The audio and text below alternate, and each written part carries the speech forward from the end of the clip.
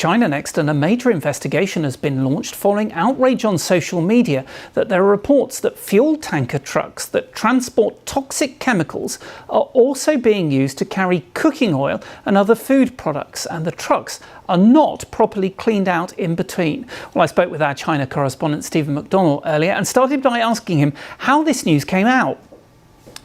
Well, it came out in state-run media here, and that in itself is quite interesting because in the past, the Communist Party's media outlets have been accused of covering up scandals like this, and this time it's been published. But once one, Beijing News reported it, well, China's Central Television followed. They're accusing these companies of what is, almost the same as poisoning ordinary people. And just think about it. I mean, it just defies belief, really. There you have a tanker truck. One day it's being used to transport toxic coal oil, and then the next day, without cleaning it out, you're going to pour cooking oil into that same tanker truck, and what, you think that's okay?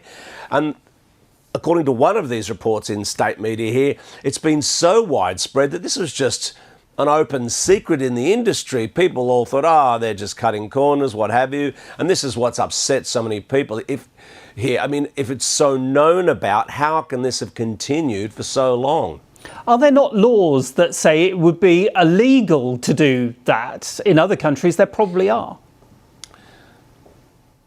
Well, the problem is there are no regulations saying that a tanker truck has to carry any one material, and they can, take something one day and something else the next. Now, presumably, that involves some heavy cleaning if you're going to be, you'd want to give it a good rinse out, wouldn't you? I imagine if you ask an ordinary Chinese person in the street, they would say, forget about letting them do that. If you're taking food in a tanker truck, you can't be putting toxic materials into it.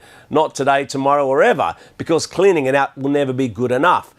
But I suspect, there will be changes as a result of this. As I say, a lot of anger on social media about it, a lot of pressure on local governments, a lot of pressure on these big grain companies here, state-run grain companies. All manner of inquiries have been launched, and there's bound to be quite a significant overhaul of that whole industry as a result of this scandal.